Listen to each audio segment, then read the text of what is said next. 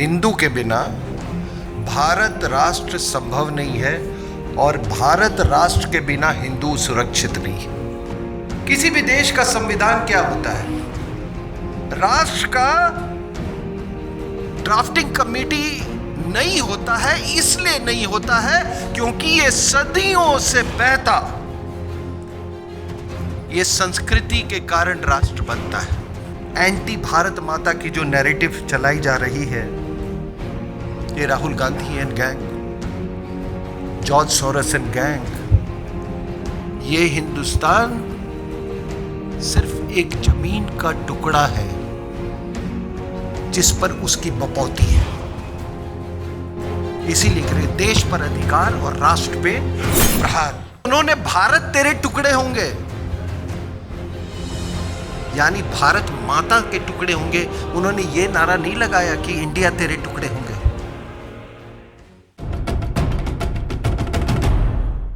राष्ट्र पर प्रहार और देश पर अधिकार, इस विषय पर कर्नल RSN सिंह जी हमें संबोधित करेंगे। तत्पूर्व हम उनका परिचय समझ लेते हैं। दिल्ली के कर्नल RSN सिंह जी रक्षा विशेषज्ञ हैं। आप पूर्व सैन्य अधिकारी रह चुके हैं। आपने रिसर्च एंड एनालिसिस विंग अर्थात रॉ में भी काम किया है। आप एशियन स्ट्रैटेजिक किताबों के लेखक हैं। अनेक चैनल्स पर आप राजनीतिक तथा रणनीतिक मुद्दों पर प्रभावी रूप से विषय भी रखते हैं। मैं श्री RSN सिंह जी से विनती करता हूं कि वे हम सभी का मार्गदर्शन करें।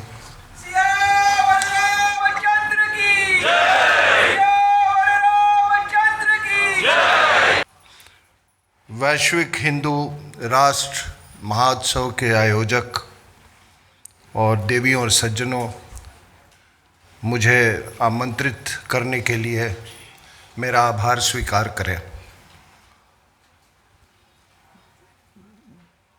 यह महोत्सव एक सनातन विचारों का कुंभ है और देखते देखते ये एक महाकुंभ में प्रवर्तित हो चुका है।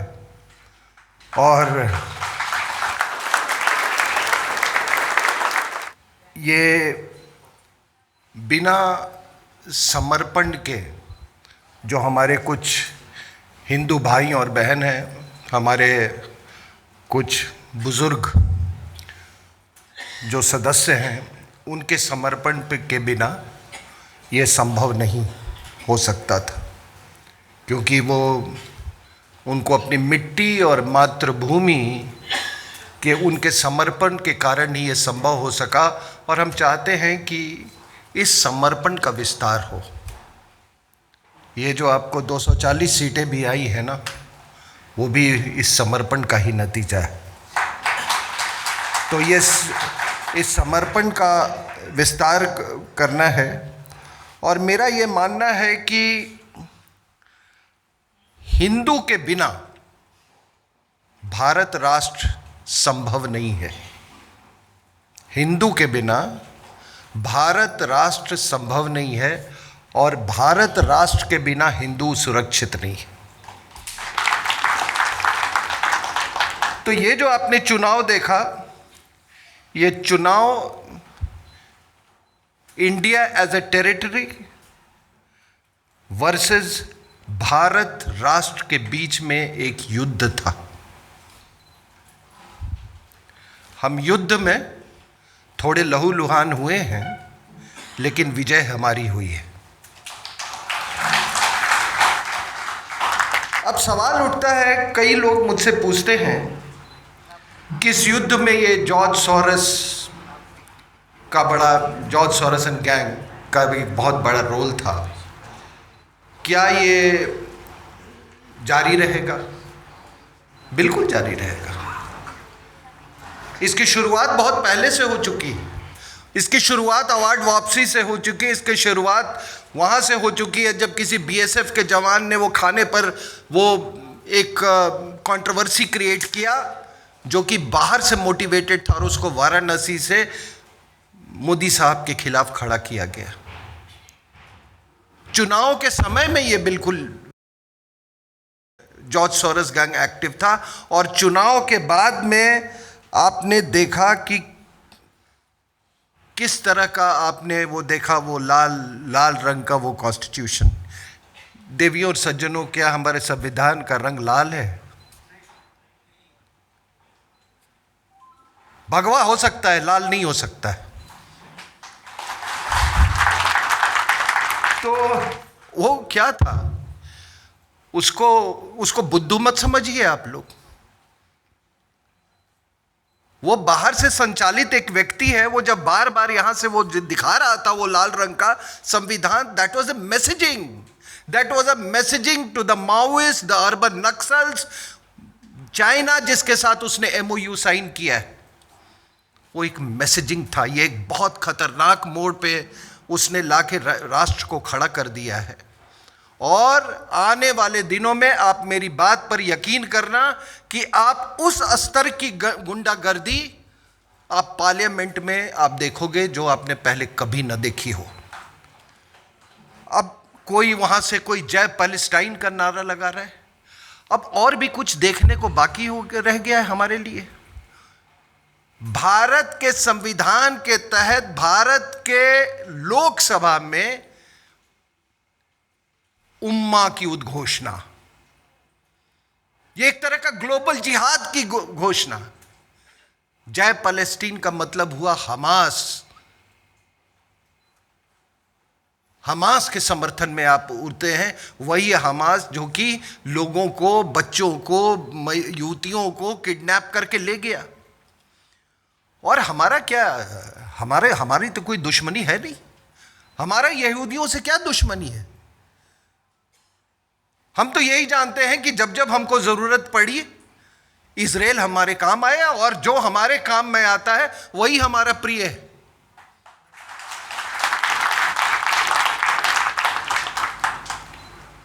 और देखिए, ये बार बार आजकल बड़े संविधान की बात हो रही है। तो संविधान क्या है? किसी भी देश का संविधान क्या होता है? वो देश को संचालन के लिए वो एक डॉक्यूमेंट है, महज डॉक्यूमेंट। एक कोई भी देश, राष्ट्र नहीं, कोई भी देश किसी फ्रेमवर्क में उसको चलाना है, इसलिए संविधान होता है। हर देश का संविधान होता है। और संविधान जब टेक्नोलॉजी बदलता है, जब जियोपॉलिटिकल इन्वायरमेंट बदलते हैं, तो उसके मुताबिक आप देखोगे कि उसमें एडिशन भी होता है, डिलीशन भी होता है। जैसे अभी 370 हटा, इसकी दादी और नाना और वो सब मिलके पता नहीं 100 बार उन्होंने उसमें ये डिलीशंस एडिशंस करते रहे, क्योंकि इसमें प्रावधान है इस तरह का। तो ये केवल एक डॉक्यूमेंट है देश के संचालन के लिए। आप उदाहरण के तौर पे ले लीजिए, एक हाइपोथेटिकली, कि अगर मान लीजिए हमारा कॉलोनियल एक्सपीरियंस नहीं होता, तो क्या हमारा संविधान का रूप यही होता? प्रोफेसर साहब पवन सिन्हा गुरु जी सामने बैठे हैं, विद्वान है पॉलिटिकल साइंस के।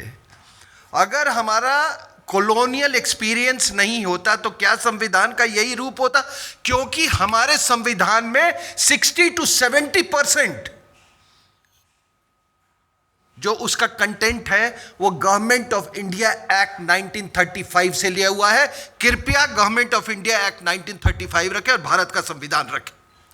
अगर हमने आजादी छीन के ली होती तो संविधान का ये रंग और रूप और ये स्वरूप नहीं होता।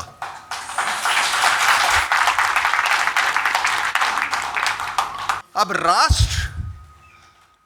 राष्ट्र और देश, इसमें थोड़ा फर्क डाल लें। संविधान में देश है तो संविधान है। संविधान का एक ड्राफ्टिंग कमेटी होता है। बाबा साहब अंबेडकर ड्राफ्टिंग कमेटी के चेयरमैन थे। उन्होंने बैठ के कमरे में चैप्टर बाय चैप्टर उन्होंने लिखा नहीं था, उस पर डिस्कशन हुए थे, डिबेट हुए थे, कॉन्स्टिट्यूएंट असेंबली हुई थी, वोटिंग हुआ था। And and then the draft was passed. और फिर ऐसे करके संविधान हमारा बना। तो he was a chairman of the drafting committee. राष्ट्र का कोई ड्राफ्टिंग कमिटी नहीं होता है। आप समझ रहे हैं मेरी बात? राष्ट्र का ड्राफ्टिंग कमिटी नहीं होता है। इसलिए नहीं होता है क्योंकि ये सदियों से बहता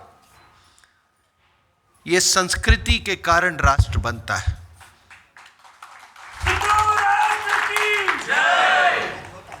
जब भौगोलिक unity, historical unity, linguistic unity, cognitive unity, spiritual unity, ये सारे यूनिटी से मिलके राष्ट्र बनता है। कैलाश पर्वत, सागरमाथा, नंदा देवी, ये हमने किसने नाम दिया? अनंत काल से चला रहा है। Mount Everest in Nepal is called a Sagarmatha, जो कि सागर मंथन से है। तो आप समझ जाइए कि हमारे लोगों को आज की जो मॉडर्न टीचिंग है वो भी यही बताती है। तो ये इसको राष्ट्र कहते हैं। सागर मंथन से क्या निकला उसको राष्ट्र कहते हैं। तो इसका कोई ड्राफ्टिंग कमेटी नहीं हो सकता है। यह फर्क है। और राष्ट्र निर्माण बिना मेन स्ट्रीम, बिना मुख्य धारा के बिना कोई राष्ट्र का निर्माण नहीं हो सकता है। अब कोई नदी होती है, उसके मुख्य धारा होती है, उसमें कई ट्रिब्यूटरीज होते हैं, उसके कई डिस्ट्रीब्यूटरीज होते हैं, यानी कि कई सहायक नदियां होती हैं और कई शाखा नदियां होती हैं। लेकिन दुनिया के जितने देश हैं वो केवल वो मेन स्ट्रीम, जो मुख्य धारा है, उस पर आधारित है, तभी वो देश बने।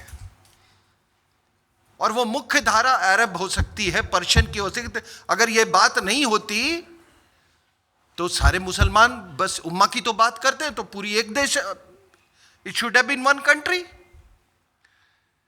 लेकिन ये अलग अलग, जो जैसा मैंने कहा, ये देश जो हैं इनकी अलग अलग मुख्य धारा है। तो ये कहना कि ये जो जाके कहता है कि Bharat, India is not a nation, it is a union of states, उसको ये समझ जाना चाहिए कि मुख्य धारा क्या है। अब मैं आपको बताता हूँ। अब आप नालंदा यूनिवर्सिटी का ले लीजिए। मैं इसलिए इसका उदाहरण दे रहा हूँ कि अभी मोदी साहब गए थे, पुनरुत्थान करने की कोशिश हो रही है। आप नालंदा जाएंगे तो रास्ते में आपको एक बख्तियारपुर, एक जगह है, वहाँ उतरना पड़ेगा। वही बख्तियारपुर जो बख्तियार खिलजी के नाम से उसने तोड़ा था।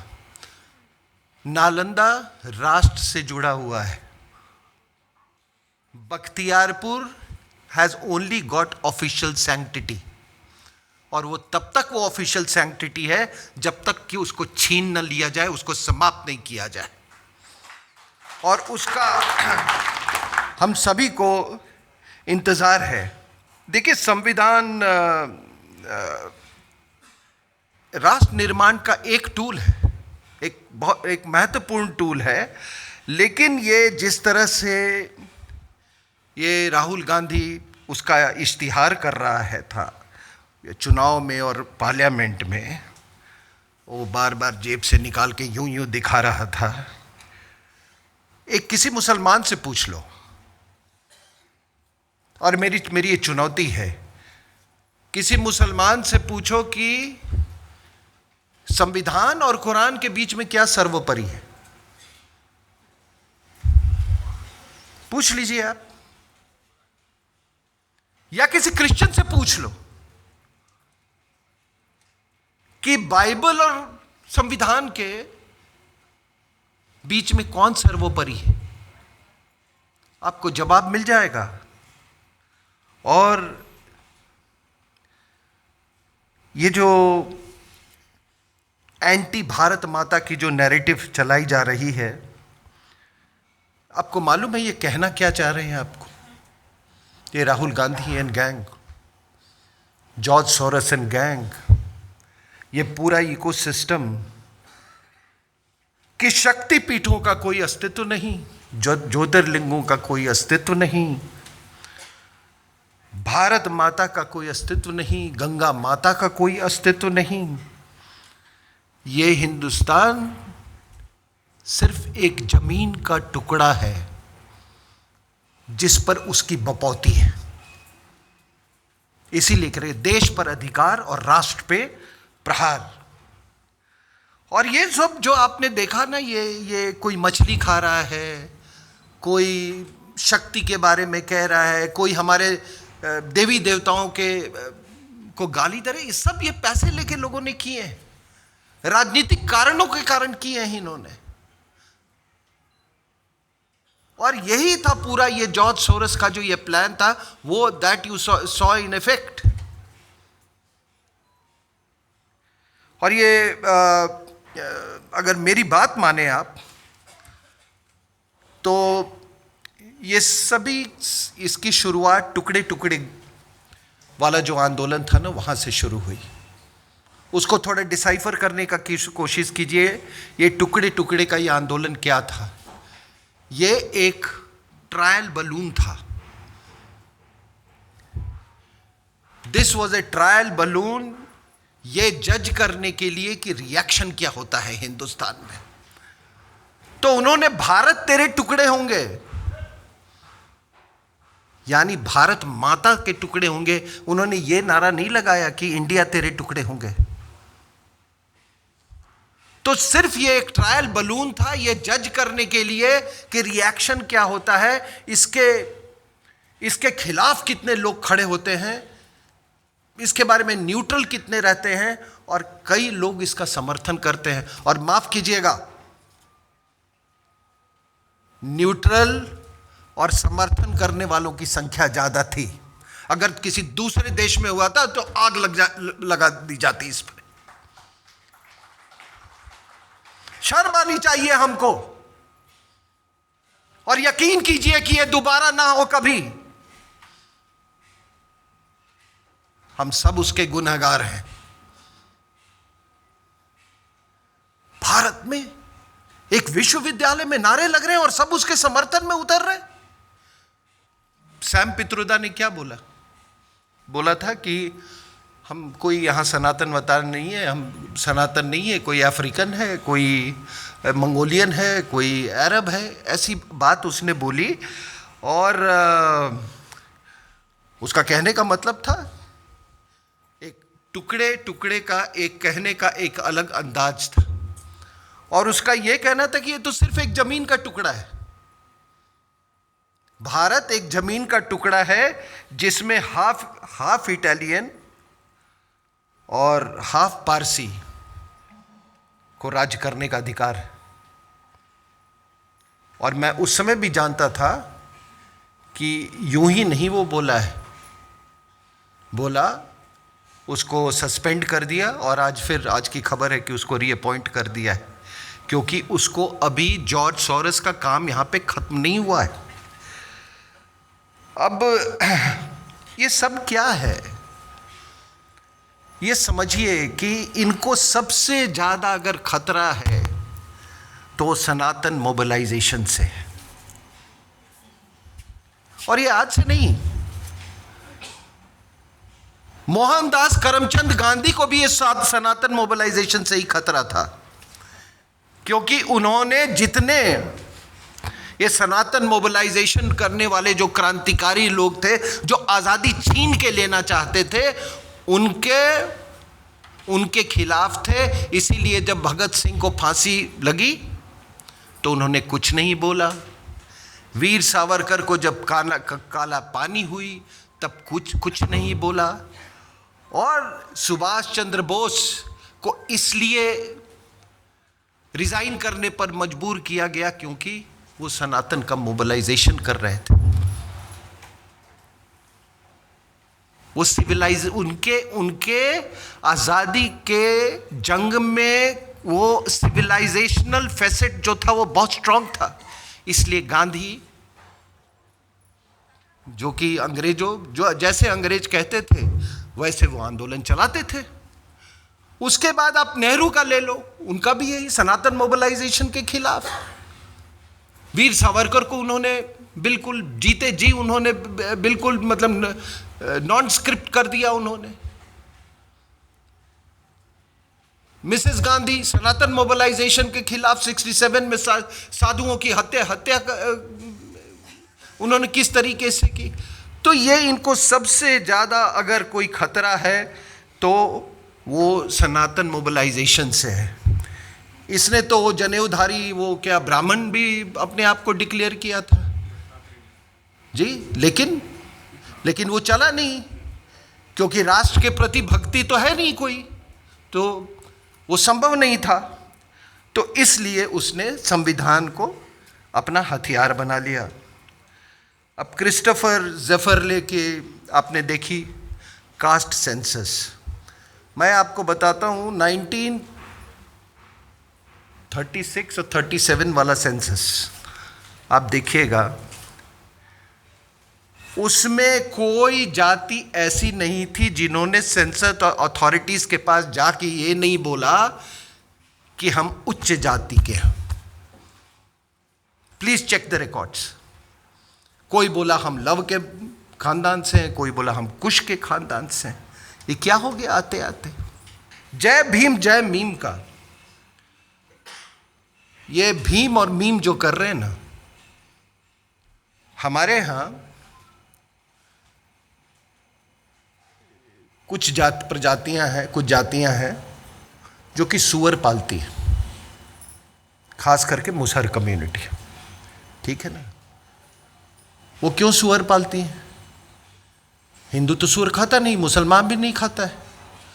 वो सूअर इसलिए पालता है क्योंकि एक ऐसा समय आ गया था कि जब इनके जो ये आक्रांता थे, पहली नई नवेली दुल्हन को पहली रात के लिए उठा के ले जाते थे ये, तो उन्होंने सूअर पालना शुरू किया। और फिर सूअर को काट के जब नवविवाहित युवती जब जाती है तो वो आलते में पैर रखती है ना घर में, तो उसमें उन्होंने उसके बदले में खून रखना शुरू कर दिया कि ताकि कोई आक्रांता उसको, मतलब इसके कारण वो उसकी इज्जत जो है वो बची रहे। आज भी हमारे गांव में कई महिलाएं वो पहनती हैं, उसको सोहगल बोलते हैं, उसमें सूअर की हड्डी होती है, वो ताबीज़ टाइप की होती है।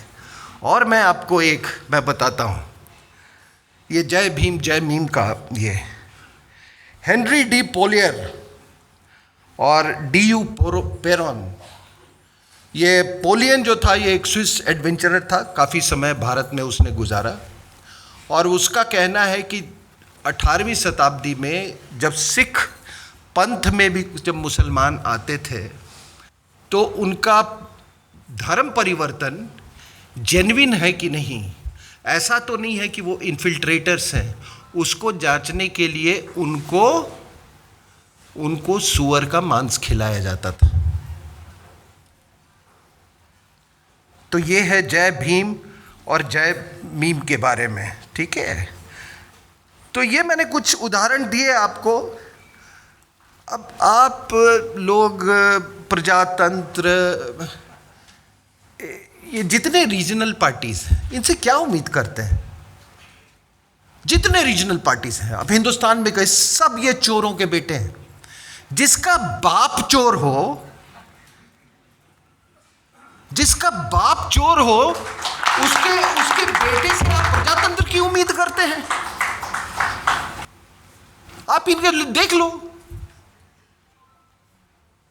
उसके बाप पहले कहां था और कहां से उसने हमारा और आपका धन लूट के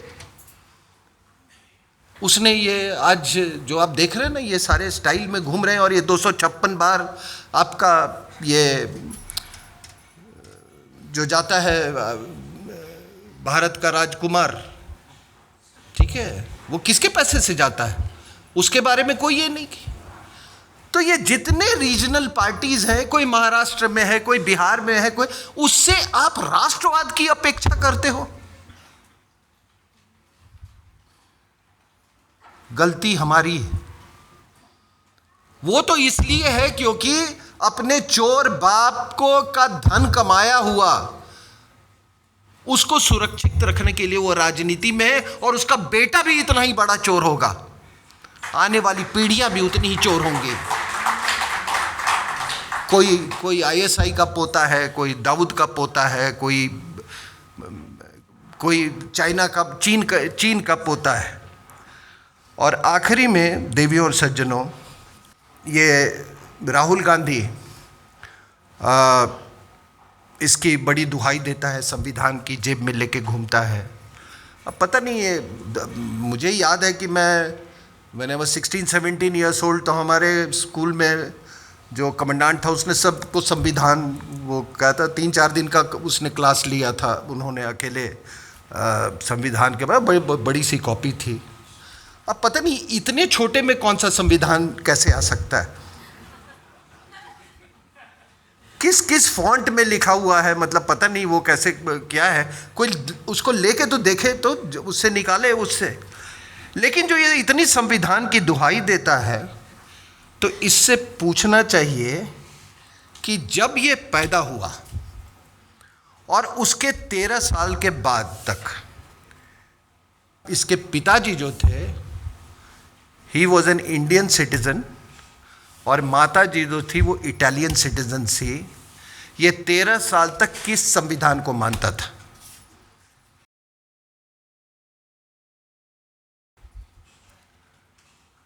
भारत के संविधान को या इटली के संविधान को?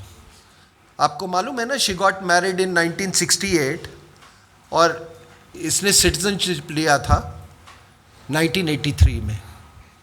तो ये सवाल उससे पूछना चाहिए। तो मैं अपनी बात यहीं समाप्त करता हूँ। मेरी पीड़ा आप समझें, और जो लोग मेरी पीड़ा को शेयर कर पाए हैं मेरे साथ, मैं उनका बहुत आभारी हूँ।